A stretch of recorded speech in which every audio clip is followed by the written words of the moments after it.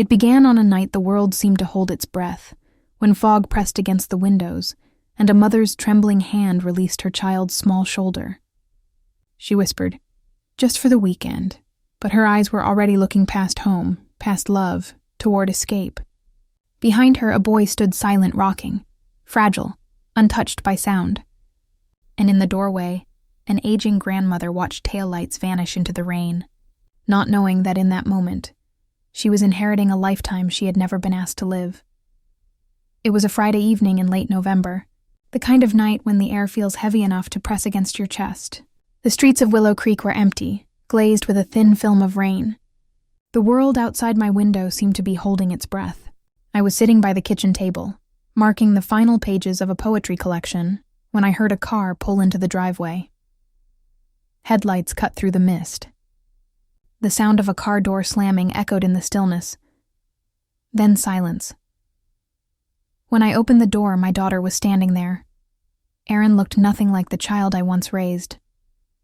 Her eyes were red and hollow, her hair tangled, her hands trembling as she gripped the small shoulder of her son, Liam. The boy's hood was half-zipped, his shoelaces trailing in the mud. He kept rocking on his heels, hands pressed hard against his ears, even though the night was quiet. "Mom," she said, her voice thin, almost breaking. "I haven't slept in 3 days. He screams every time I touch him. I can't breathe anymore." I felt the words before I understood them. "Erin," I whispered, "just stay the night. We'll figure this out together." She shook her head, eyes darting toward the car like something was pulling her away. "No, I just need a weekend. I'll come back Sunday, Erin." But she had already turned. She kissed Liam on the crown of his head without looking at him. Then she walked down the steps, her coat brushing against the railing, and disappeared into the fog. The door of her car closed. The engine started.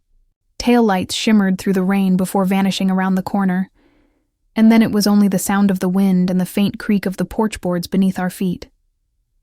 Liam did not move. He kept rocking in small motions, his eyes fixed on the puddle where the car had been. His breath came in short bursts, uneven, as if the world itself was too loud. I knelt beside him. "It's all right, sweetheart," I said softly, afraid to touch him. "You're safe. You're home." He gave no sign that he heard me. The only sound was the quiet squeak of his wet shoes brushing against the wood. I reached for his small backpack. It was lighter than I expected. Inside were only a pair of socks, a single picture book, and a folded note that said, "Please, just a few days." The porch light flickered behind us, and for a long moment I simply stood there, holding the strap of that bag, watching the empty road.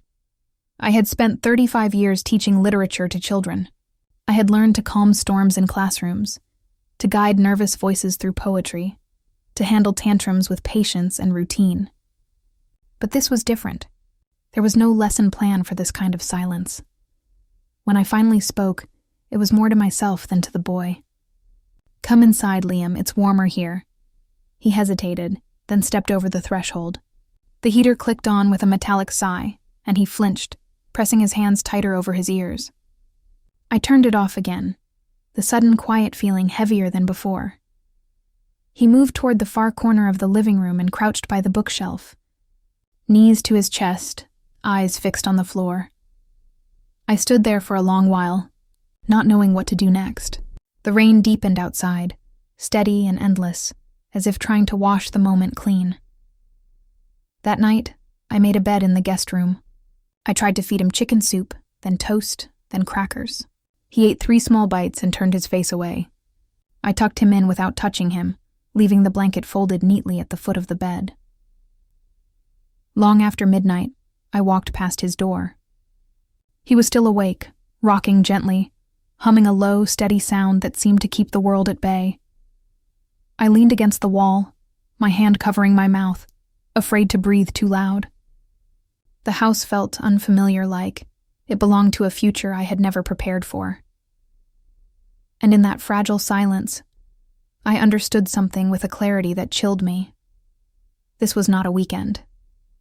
It was the beginning of a lifetime I never planned for. The first week felt like walking through a house that was no longer mine.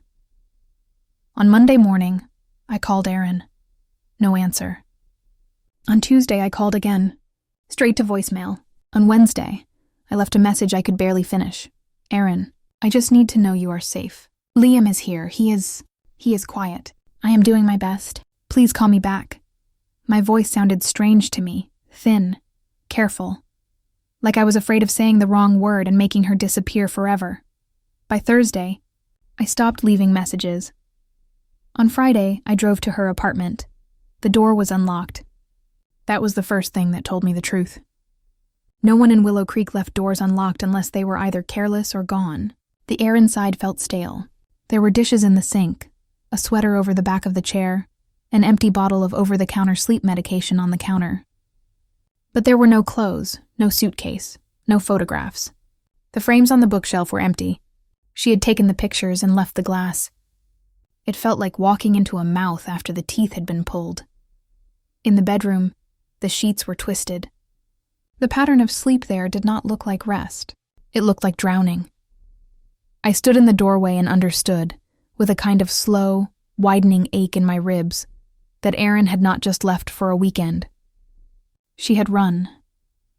When I came home, Liam was still in the living room, sitting in the same corner by the bookshelf, knees to his chest. The blinds were half closed, and soft winter light cut across the floor in pale stripes. He was rocking gently, forward and back, forward and back. His lips were moving, but no sound came out. I had been gone 40 minutes. He had not moved in 40 minutes. I set my keys down and leaned against the refrigerator because my knees did not feel steady under me. My throat tightened with a bitterness I had not allowed myself to feel for years. I am his grandmother, I thought. I should know what to do. That night I tried again to feed him. I placed a plate in front of him, toast cut into little squares, a banana, and a small cup of water. He did not look at it. Liam, I whispered, careful not to touch him. Please eat something, sweetheart. Anything. He stared ahead, eyes unfocused, hands pressed flat against his thighs. His breath sped up, his shoulders tensed. I saw the beginning of panic in him the way you see dark water begin to pull.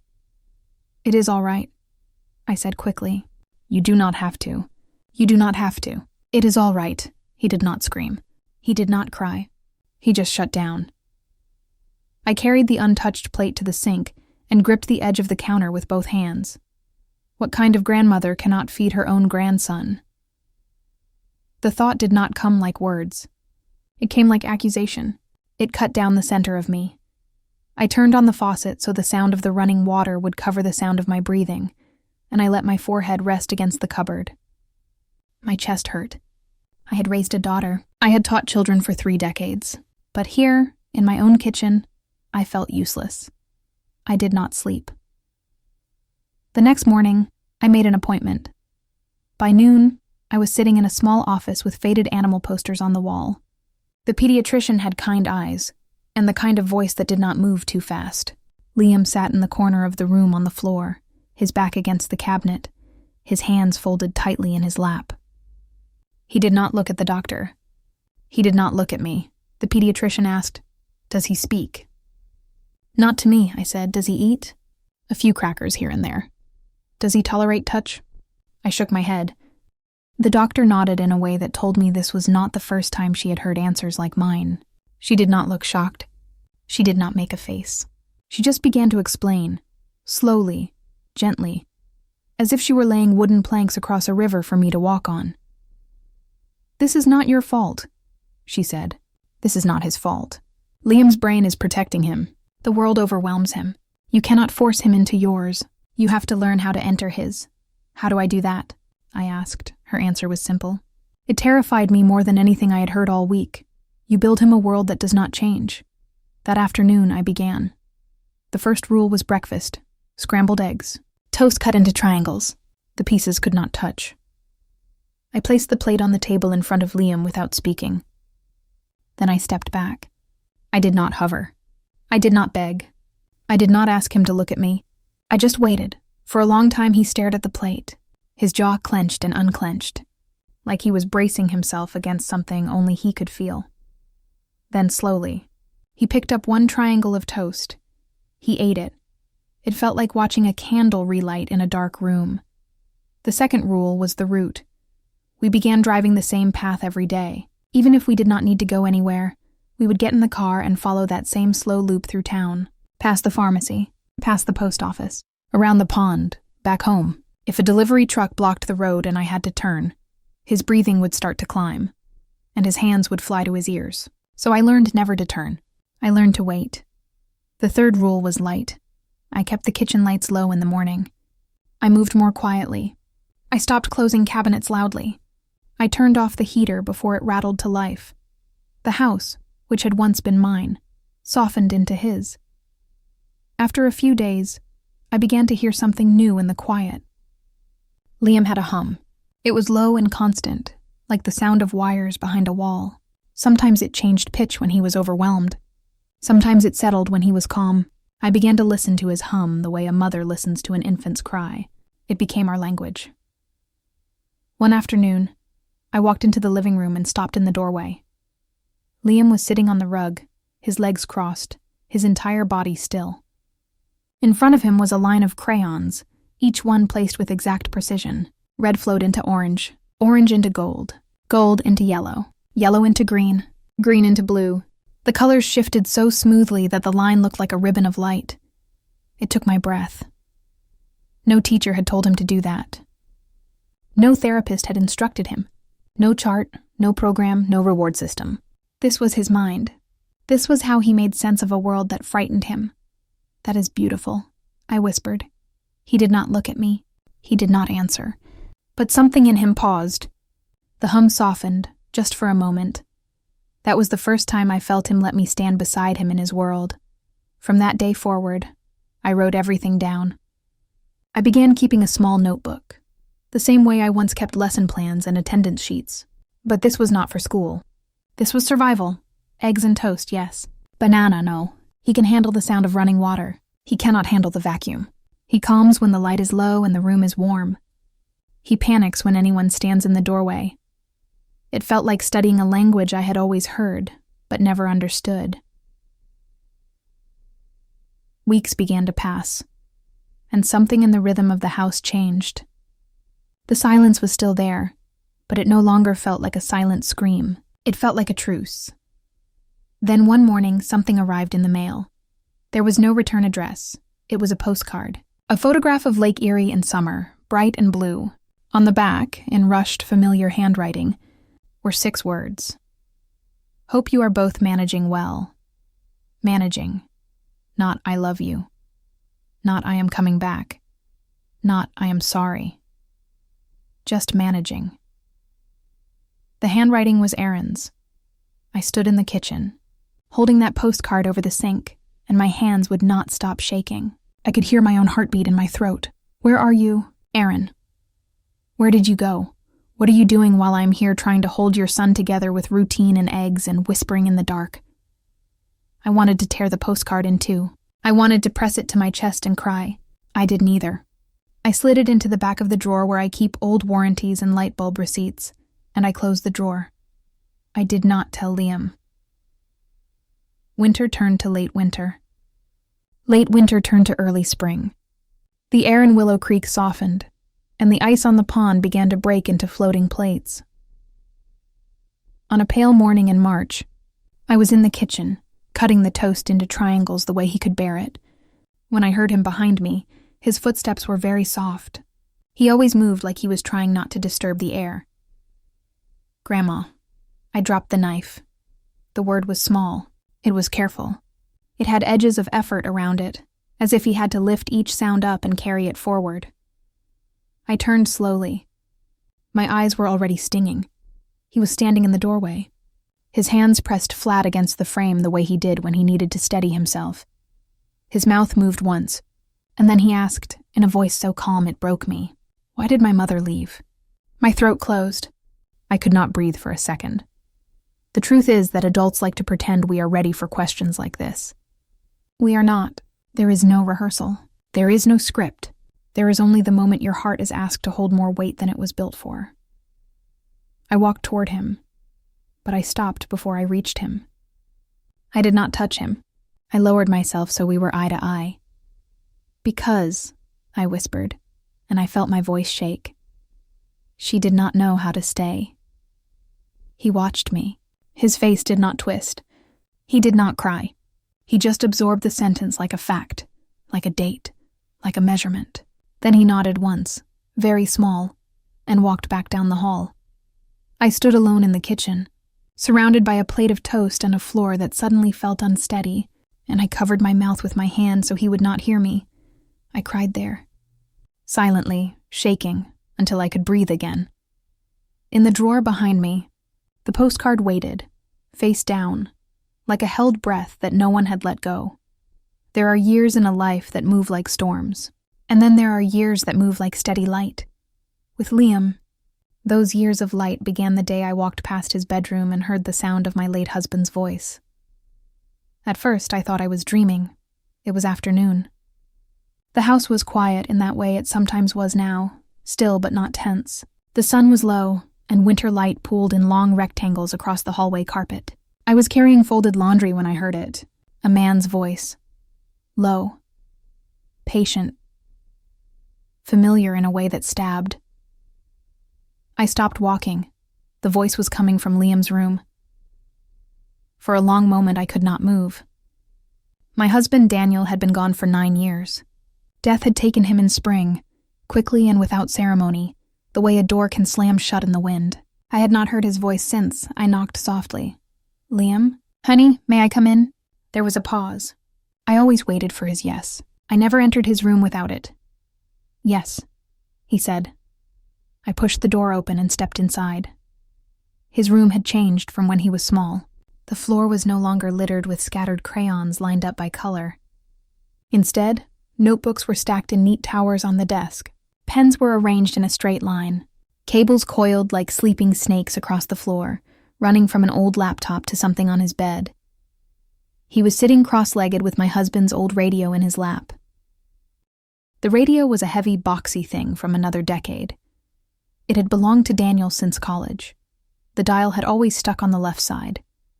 The antenna had always leaned, a little crooked, like an old man's back. When Daniel was alive, he used to sit on the porch at dusk with that radio and a stack of cassette tapes. He would record little notes, grocery reminders, bad jokes, pieces of books he loved. He said he wanted our voices to exist somewhere if we were ever gone. After the funeral, I could not bring myself to play it. I put the radio in a shoebox in the back of the hall closet and told myself one day I would be brave enough to listen. I never was. Until now. Liam did not look at me when I entered. He almost never did. But his hands were careful, and his breathing was calm. That was how I knew this was a safe moment, not a fragile one. "What are you doing, sweetheart?" I asked. Without answering, he pressed one more wire into place. The radio clicked. There was a gentle hiss, a thin static. Then, through the soft grain of old tape, I heard Daniel. And when Ishmael says, "Whenever I find myself growing grim about the mouth," he goes to sea. People find different ways to steady themselves, Maggie. Mine was always stories. My knees nearly gave out. "Liam," I whispered. My voice broke on his name. "Where did you get that?" "You said his voice was still on here," he said. His tone was quiet, steady, focused. "You said you were not ready to listen. I wanted to fix it first." He rewound the tape with a practiced thumb and let it play again. My husband's voice filled the room. I could hear the smile in it. I could hear the way he always read aloud to make even simple sentences sound like promises. Daniel was reading Moby Dick, just as he used to do on summer nights when the porch light drew moths and the air smelled like cut grass. Something inside me opened and ached all at once. I sank down on the edge of the bed, facing away from Liam so that he would not have to meet my eyes. I pressed my hand to my chest, as if I could slow my heart by force. "Thank you," I whispered. "Liam, thank you." He nodded once, almost imperceptibly. He did not look proud. He did not smile. He only held the radio a little closer, like it was something alive and breakable. In that moment, I understood something that I had never allowed myself to see fully. He was not a boy who avoided connection. He was a boy who offered it in a different language. Some children say, "I love you," out loud. My grandson restores the dead so I can hear them breathe again. From then on, I noticed the light. At night, when the rest of the house was dark, Liam's room would glow along the edges of the door. A thin ribbon of bluish light spilled into the hallway, like a lighthouse seen from a distance. Sometimes I would wake at 2 a.m, and that light would still be there. It did not flicker. It held. I used to worry that meant he was alone. Later, I understood that it meant he was building. He filled notebooks with sequences, symbols, brackets, timestamps. He drew boxes and arrows and wrote little notes to himself in neat, narrow handwriting. The notes were not about feelings. They were about process. They mapped his world to make it safe. One evening, when he was about 15, I stood in his doorway with a folded blanket in my arms and asked, "What are you working on?" He did not turn around. His eyes stayed on the screen. "I am building something that keeps truth safe," he said. "Truth," I repeated softly. "Why truth?" He was quiet for a moment. The only sound in the room was the soft tapping of his fingers on the keys. Then he said, "Because people lie. If I keep truth safe, then I do not get taken." The words went through me like cold water. He was not chasing brilliance for glory. He was building shelter. He was building a locked door for himself out of logic and mathematics, because the human world around him had proven it could vanish overnight. I did not praise him. I did not tell him he was gifted. I only said slowly, "You deserve to be safe, Liam." He answered without looking up. "Everyone deserves that." His voice was so calm that it hurt. Time moved again. Winters turned into early springs. He grew taller. His shoulders widened. His voice deepened. He still rocked sometimes when he was overwhelmed, but not as often. He no longer hummed constantly. But sometimes, if the vacuum cleaner ran or a motorcycle passed too close to the house, I would see his jaw clench and his hands fly instinctively to his ears. He was still my boy, even when the world began to call him something else. When Liam was 17, he asked me to drive him to an office park outside town. It was a gray building with tinted windows and a sign that read Hartwell Digital Security. He walked in with his backpack and his laptop. He did not ask me to come inside. He said only, "I will be back soon." I waited in the car with my hands wrapped around the steering wheel until my knuckles ached. He came back out an hour later. He opened the passenger door. He sat down. He buckled his seatbelt, very precise, one click, as always. Then he turned the screen of his laptop toward me. There was a number on it. For a moment, I could not make sense of it. "Liam," I whispered, "what is this?" "They are licensing my system," he said. "They are calling it VeriChain. It shows if someone changes a document, even one letter. It logs every change forever." I blinked. My throat felt dry. "This number cannot be real." "It is the agreement," he said. I stared at the figure again. $3.2 million. I had spent my life grading essays, bringing home grocery store flowers on double coupon days, stretching retirement the way you stretch a blanket on a cold night. I had never seen that many zeros in one place with my name anywhere near them, and now here was my grandson, who once could barely swallow a triangle of toast if it touched the eggs on his plate, showing it to me like it was simply another line of code. Slowly, I lifted my hand and pressed it against my mouth. "Liam," I said, and it was barely sound. "Liam, listen to me. I am proud of you. But I need to say this. You do not have to build something extraordinary to deserve safety. You hear me? You do not have to be brilliant to be worth love. Every child deserves to be safe." For the first time, he looked at me. Really looked. His eyes were steady, and there was something in them I had not seen before. It was not joy. It was not relief.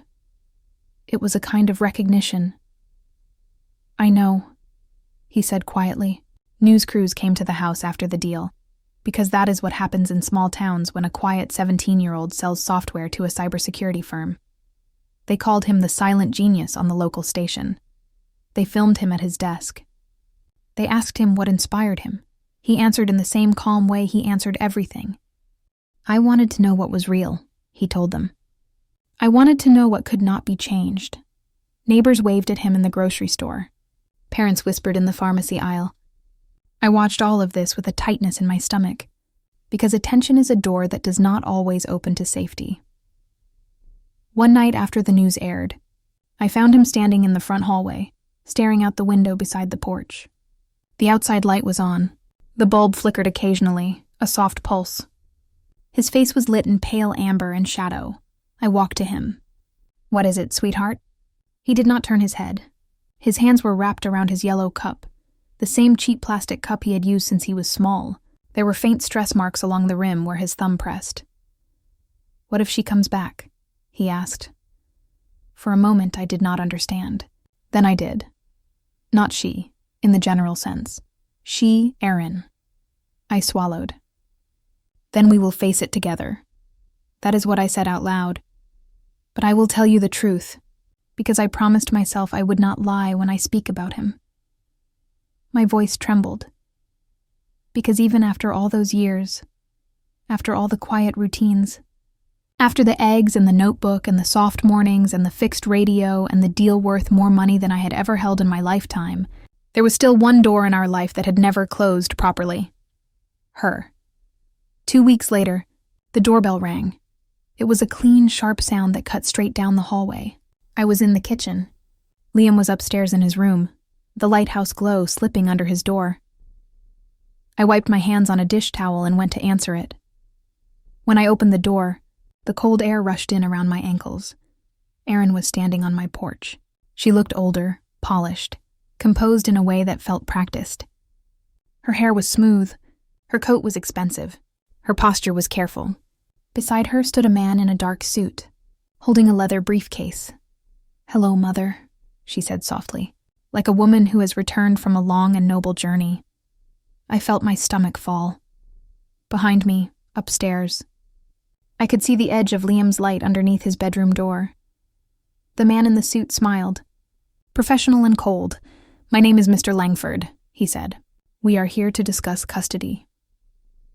The night before the hearing, the house did not feel like my house. It felt like a waiting room. The air was too still. The lamps hummed. Every sound felt sharp, the way light feels sharp on snow. I set out 2 plates for dinner, one for Liam and one for myself, but neither of us ate. The eggs on his plate cooled untouched. The toast triangles dried at the edges. Liam sat at the table with his yellow cup in both hands. He had held that same cup since he was 5 years old. It had a faint white line along the rim now, a tiny crack from years of pressure under the pad of his thumb. His hands were steady most of the time. Tonight they were not steady. He did not look up when he spoke. "Will they take me away from you?" Not, "Are they going to try?" Not, "What will happen tomorrow?" "Will they take me away from you?" His voice was calm, but his knuckles were pale where he squeezed the cup. In that moment, I hated my own daughter, in a way I had never known I could hate anyone. Hatred is a word we pretend is too ugly for mothers to feel. That is a lie. Hatred is what rises when someone threatens the breathing, living part of you that you swore before God you would protect. I felt it then. It burned in my chest like iron pulled from a fire. I sat across from him and folded my hands so he would not see that mine were shaking. "No one is taking you anywhere," I said. My voice sounded certain. My stomach was ice. He nodded once, but he did not ease. He kept his gaze fixed on the yellow cup. I watched his thumb slide up and down along that old crack, up and down, up and down. A motion so small it was almost invisible. He does that when he is afraid. It is the only way his fear shows. "Liam," I whispered, "look at me." Slowly, like he was lifting something heavy inside him. He raised his eyes to mine. I leaned forward and let every word out carefully, like laying stones across water. "You are not a case," I said. "You are not a number. You are not a prize. You are my grandson. You live here. You belong here." Silence settled between us. His breathing steadied. He lowered his eyes again, and for a brief moment his forehead touched the rim of the cup, like a child resting his head against the shoulder he trusts. That was when I understood the true danger of tomorrow. It was not money. It was not custody. It was not paperwork. It was that someone might stand in a room and speak as if love could be reassigned by signature. The courthouse smelled like old paper and floor polish. It was the county building, the one with the cracked beige tile and the long hallway where every step echoes. I had been there once to sign Daniel's death certificate. I had promised myself I would never come back. Erin sat at the front table with her attorney, Mr. Langford. She looked like a portrait of composure. Soft gray sweater, subtle makeup, hair smooth and tucked behind one ear, hands folded on the table. A gentle mother, patient and steady. If I had not known her, I might have believed her. I sat on the opposite side of the room with our attorney, Linda Reyes. Linda was sharp and small, with gravity in her posture, a woman who did not rattle. Liam sat next to me. He was still, too still. His laptop bag rested against his legs. The judge was an older woman with precise glasses and a tired kind of authority. Her nameplate read, Judge Carter. When she entered, the room rose. When she sat, the room obeyed her silence. Mr. Langford began. "Your Honor," he said, his voice warm and practiced. "My client, Ms. Erin Dawson, has maintained consistent involvement and financial support in her son Liam's life. She has exercised restraint and compassion while allowing Liam to remain in a stable environment with his grandmother, Mrs. Margaret Cole, as she addressed temporary personal hardship.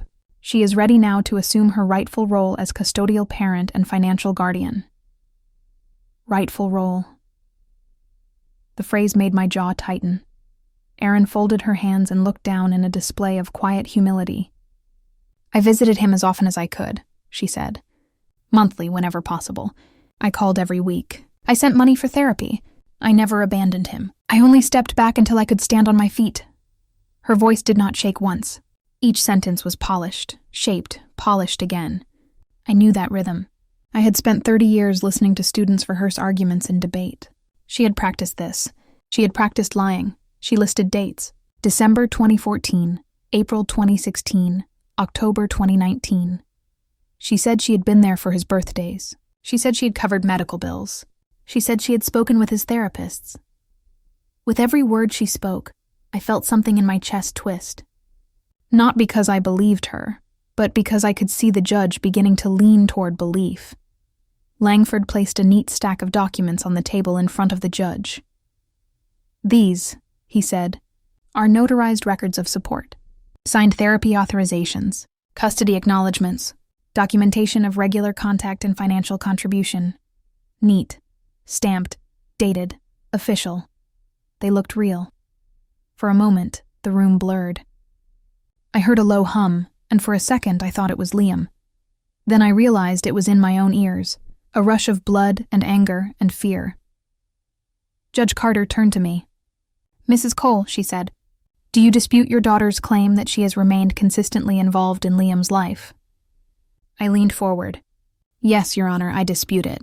Do you have documentation to refute it?" I opened the binder in my lap. I had brought everything: receipts, clinic notes, appointment slips, school evaluation reports, my calendar pages with hand-scratched notes in the margins, feeding logs, sleep logs, my own handwriting year after year, the record of loving him. But I knew the truth as I held it. None of it looked official. My record was love. Her record was ink and seals and signatures. My voice came out thin. "This is what I have, Your Honor. I do not have notarized papers. I did not know I needed to prove I loved him." For a moment, there was pity in the judge's eyes. Pity is a terrible thing to see in the eyes of someone who holds power over you. Mr. Langford stood again. "Your Honor, with no legal documentation from Mrs. Cole and clear notarized records from Ms. Dawson, we are asking the court to recognize Ms. Dawson's parental primacy and grant her both custody and financial guardianship to ensure Liam's continued well-being. Financial guardianship. The words tasted like metal in my mouth. I felt my body tilt forward, as if I might fall out of my chair. My heart beat so loudly I could hear it, and for one terrible, suspended moment, I believed I was about to lose him. Then I heard Liam's voice. "Your Honor," he said, slowly, clearly. "May I speak?" Everything in the room went still. Liam did not raise his voice. He did not rush. He stood in a way that was careful and deliberate.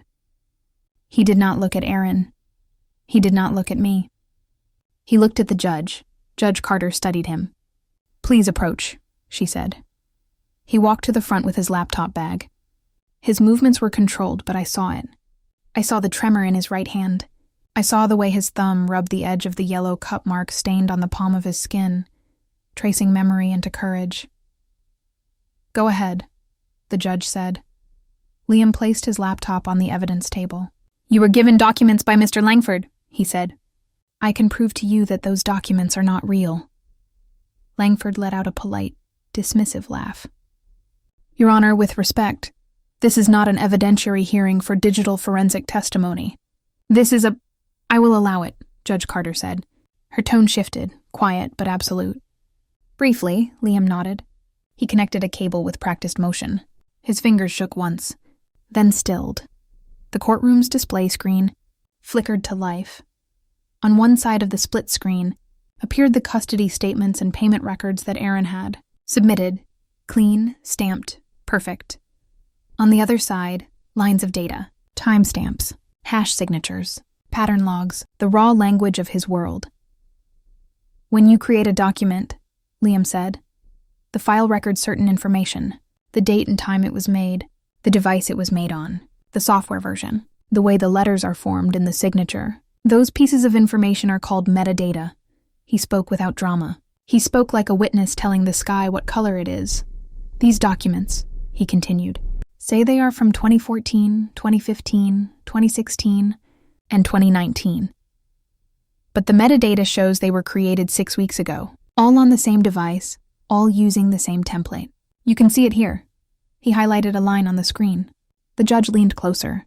Her face changed. Liam clicked again. "Also, the signatures do not match.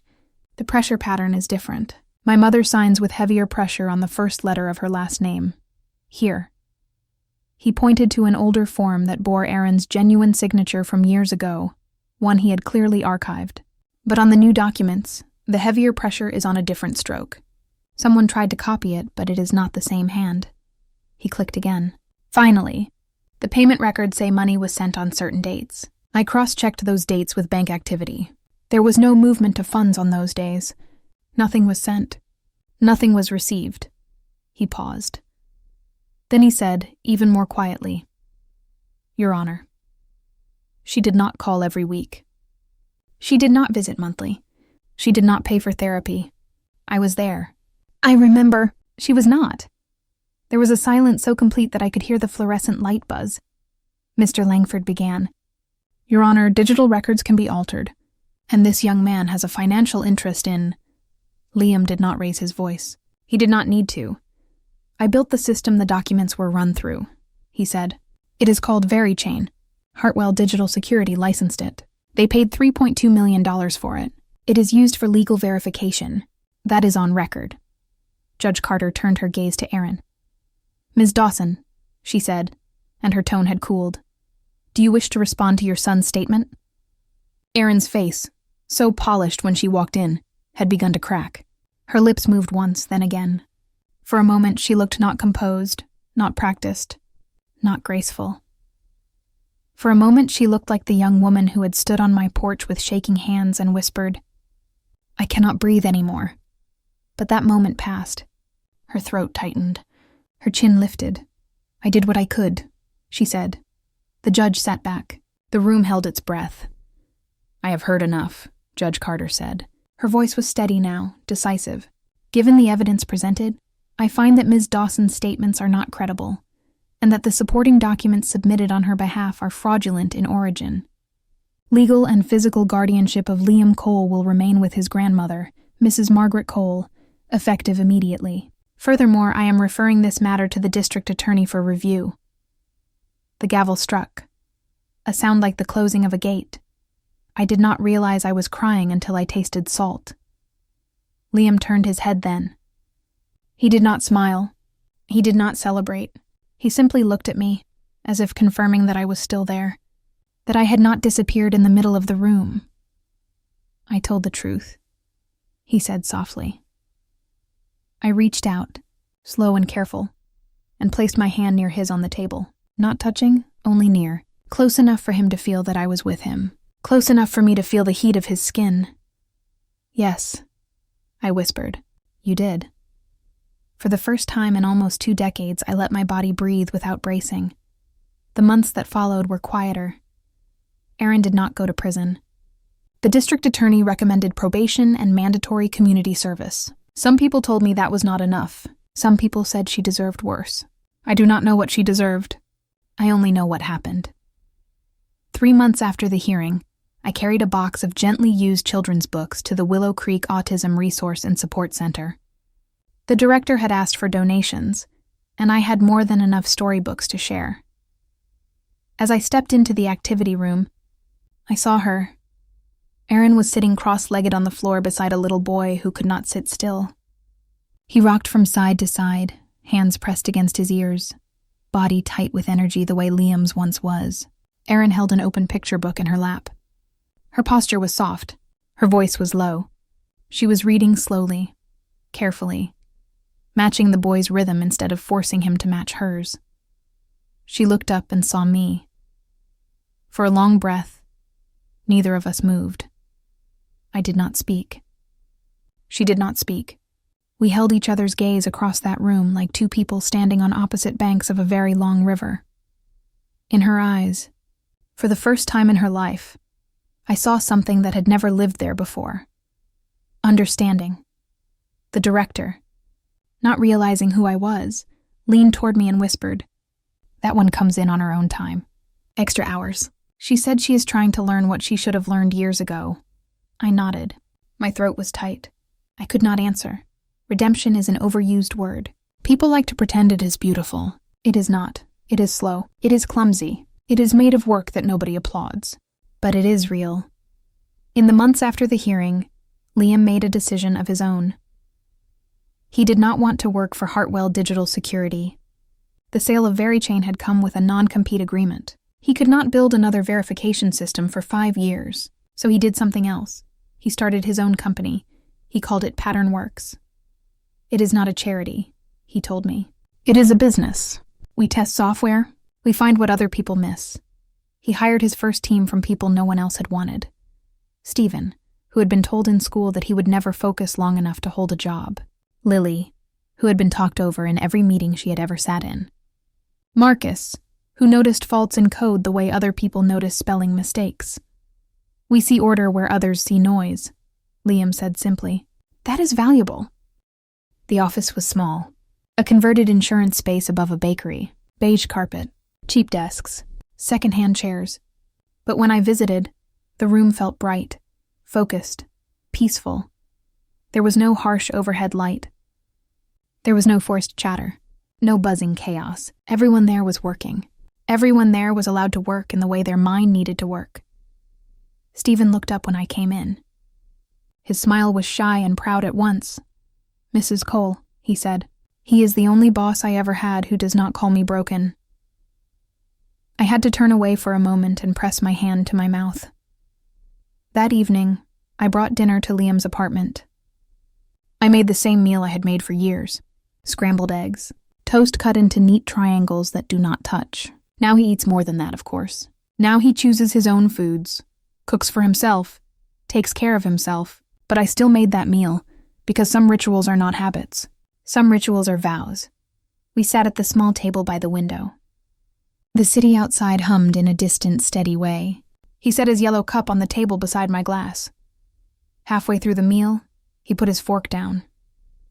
"I know what you gave up," he said quietly. For me, I looked at him. "Liam," I whispered, "you do not owe me anything." He shook his head once. "You could have sent me away. You did not. My eyes stung. You were worth every day, I said. He held my gaze. There was softness there now. A softness he did not let the world see. A softness he guarded for the few places he considered safe. I know that now, he said. We finished dinner in silence. But this silence was not the frightened kind from the early years. It was not the courtroom silence where the air felt like glass. It was a quiet that felt like rest. It felt like home. Later that night, when I washed the plates and set them in the rack to dry, I thought about everything that had happened. The porch light, the radio, the eggs, the postcard in the drawer, the courtroom, the gavel, the boy who rocked in Aaron's lap at the resource center, the small office above the bakery, full of minds the world had underestimated. Forgiveness does not erase the past. Forgiveness transforms it. The truth protected us. Love saved us. People sometimes ask me, how did you do it? How did you raise him alone? I always tell them the same thing. I did not raise a miracle. I raised a boy who believed that being different was not a weakness. It was a form of vision. And I will ask you something now. If you were in my place, could you forgive your own child? Tell me what you think in the comments. Tell me where you are watching from. And subscribe to The Art of Redemption, where we believe that truth can be defended and love can still come back home. There are moments in life when truth does not arrive with thunder. It does not demand to be believed. It simply stands quietly in the corner, waiting for us to stop lying to ourselves long enough to see it. Margaret learned that truth is not a sword. It is a lantern. It does not destroy the dark. It reveals the shape of what has always been there. For years, she thought love was something you had to teach, something you had to mold into understanding. But love, in its truest form, asks for stillness. It asks for presence. It asks you to build a small, safe world and wait for someone to step into it on their own. Liam, in his quiet way, reminded her, and perhaps reminded all of us, that being different is not the same as being broken. Some people see patterns others cannot. Some people build walls of silence not because they do not care, but because they are listening to a kind of music the rest of us do not hear. His world was smaller, yes, but it was pure, ordered, honest, and from that world came a truth strong enough to expose deception, to rescue justice, and to teach forgiveness. Aaron's story, too, is ours, because at some point, each of us has turned away from something too hard to face. We have run from our own noise, convinced that someone else will hold what we cannot. But redemption, when it finally finds us, does not shout our names. It whispers. It sits us in a quiet room with the ghosts of our choices and asks us to stay long enough to learn. In the end, Margaret did not win a battle. She reclaimed peace. Liam did not defeat his mother. He proved that truth can survive even when love falters. And Aaron, she learned that remorse is not the same as ruin. That healing begins the moment we stop defending what hurt us and begin to see what we have broken. Perhaps that is what this story truly asks of us, to stop measuring love by its volume and start recognizing it by its endurance, to understand that the people who stay through silence are often the ones who save us without ever needing to speak.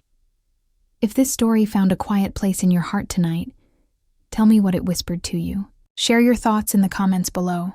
I would love to hear your truth. And if you believe in stories that heal, stories that remind us that no one is too lost to begin again, then stay with us. Subscribe to The Art of Redemption, where every story is a lantern waiting to be lit. Because somewhere, someone is still standing in the dark, waiting for your light to find them.